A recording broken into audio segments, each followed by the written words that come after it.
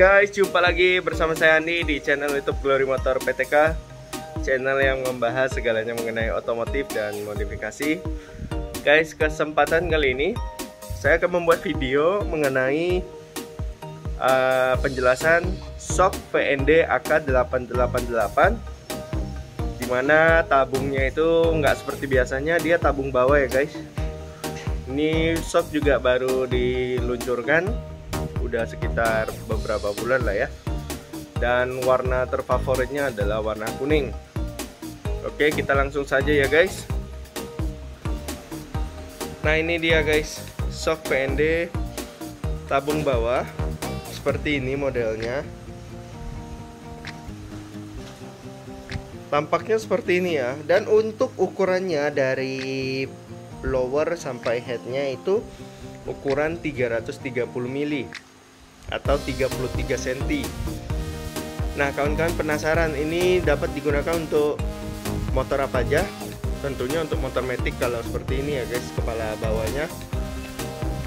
Motor matic semua, untuk motor matic maksudnya semua motor matic bisa guys, tapi yang single shock ya atau monoshock ya, seperti Beat, Scoopy, Vario, Mio, Mio C, Soul GT dan lain sebagainya itu bisa guys.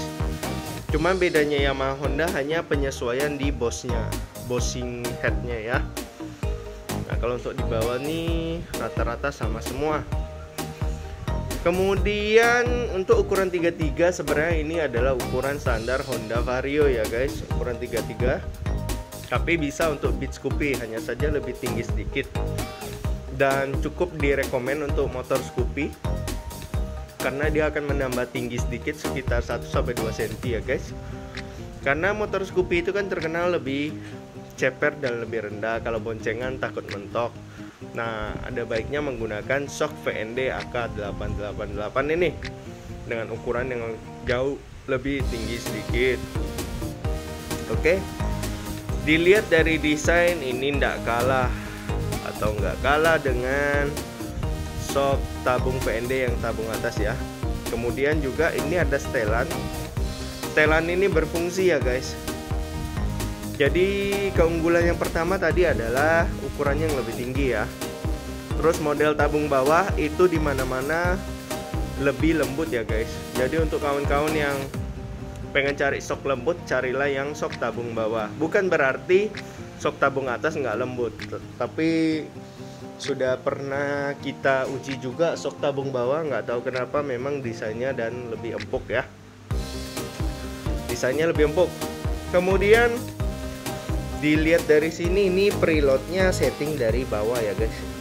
Dia menyesuaikan dengan tabungnya. Tabungnya ada di bawah, preloadnya otomatis di bawah. Biasanya preloadnya kan di atas, cuma ini di bawah, menyesuaikan saja. Kemudian ini adalah jarak yang dapat kita atur ya, dratnya ini ya. Nah, beda dengan shock tabung atas, kalau putar makin ke bawah dia makin keras ya. Nah, bedanya dengan shock yang ini, kita putar semakin ke atas ya semakin keras. Jadi arah putaran baik itu ke bawah ataupun ke atas itu tidak menentukan dia keras atau empuk, tapi jarak pernya ini yang harus menjadi perhatian. Semakin dekat jarak pernya atau antara ujung per satu dengan ujung per lainnya, semakin dekat itu akan membuat shock semakin keras.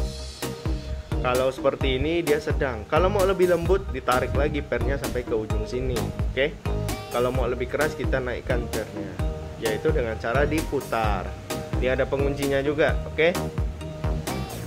Jangan khawatir, ini dapat kawan-kawan setting sendiri kok ya. Tinggal dilonggarkan sedikit, diputar, putar naik, baru dikunci kembali. Jangan lupa dikunci kembali ya guys, untuk memelihara shocknya. Oke, terus untuk ini, nah bagian ini bagian apa sih? Bagian ini berbeda dengan shock VND AK777, AK33 dan AK111 itu berbeda. Karena di sini adalah setelan kompresi, bukan setelan ribbon ya. Apa beda kompresi dengan ribbon guys? Kalau ribbon itu adalah tekanan membal kembali ya guys. Misalnya shock ini mendapat tekanan, kemudian dia harus mantul kembali. Nah, pantulan kembali itu yang kita namakan rebound ya guys. Namanya juga kan, mengulang, bound itu mantul, dia rebound. Nah, kalau kompresi setelan untuk menahan tekanan yang datang. Misalnya kita lagi bawa jalan datar terus tiba-tiba harus masuk lubang. Nah, itulah yang kita sebut kompresi. Kompresi ini memang didesain untuk sok tabung bawah karena seperti yang saya sebutkan tadi, sok tabung bawah ini terkenal lebih lembut ya. Jadi kompresinya harus diatur sesuai dengan selera ya. Kalau misalnya terlalu lembut tidak enak juga. Jadi harus dipluskan. Nah, ini kita udah plus paling ini. Coba diaturkan ke les. Nah, ini udah plus yang sudah maksimal ya. Setelan kompresi di sini nggak sampai 20 klik ya. Tadi saya coba-coba itu sekitar 16 sampai 17 klik. Mungkin antara 15 sampai 17 saja. Ya. Jadi ini udah setelan paling maksimal. Kalau misalnya terlalu keras kompresinya, kita ke arah min ya. Putar saja ke arah min seperti ini. Bisa putar sampai habis. Kalau kita putar sampai habis berarti kompresinya 0. Artinya menggunakan kompresi yang memang sudah standar bawaan sok ini. Tapi kalau kawan-kawan merasa terlalu lembut, pengen kerasin sedikit, dalam artian untuk menahan tekanan yang datang kita butuh yang lebih bagus. Nah, kita pluskan saja. Tuh, ada suaranya guys setiap kali kita lakukan klik. Tuh. Oke, setelan ini tidak ada patokannya guys, hanya sesuai dengan kebutuhan kita. Kalau medan jalan kita banyak sekali lubang, ada baiknya setelannya kita lebih besarkan ke arah plus ini. Oke. Jadi kompresi tadi adalah untuk menahan tekanan yang datang. Misalnya kawan-kawan lagi bawa motor, tiba-tiba ada lubang gede, nggak bisa terhindar, terus tiba-tiba kawan-kawan nyungsep soknya masuk ke dalam, ya apa maksudnya rodanya masuk ke dalam lubang, otomatis kan tekanan datang. Nah, kompresi ini, setelan ini berfungsi untuk menahan atau meredam tekanan yang datang secara tiba-tiba supaya soknya nggak langsung mentok bablas sampai ke bawah sini ya. Jadi dibantu untuk nahan. Itulah setelan kompresi. Kalau rebound bedanya adalah misalnya tekanannya udah datang terus mantulnya apakah secara langsung cepat ataukah perlahan-perlahan naiknya. Nah, itu bedanya. Cuma untuk sok PND tabung bawah ini tidak ada setelan rebound karena reboundnya memang sudah nyaman guys. Yang diberikan hanya setelan kompresi untuk menyeimbangi keempukan dari sok PND AK888 tabung bawah ini. Oke, setelan kompresi sudah dijelaskan, preload juga sudah dijelaskan, ukurannya tadi ukuran 33. Oke. Dan ini dapat digunakan untuk matic yang monoshock semua.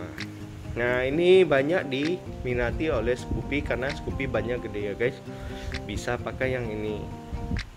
Oke, cuman usahakan perhatikan ban Scoopy terutama ring 12 jangan terlalu besar. Karena kalau besar kemungkinan akan menyentuh per shock ini, padahal pernya ini sudah didesain sangat kecil ya. Oke.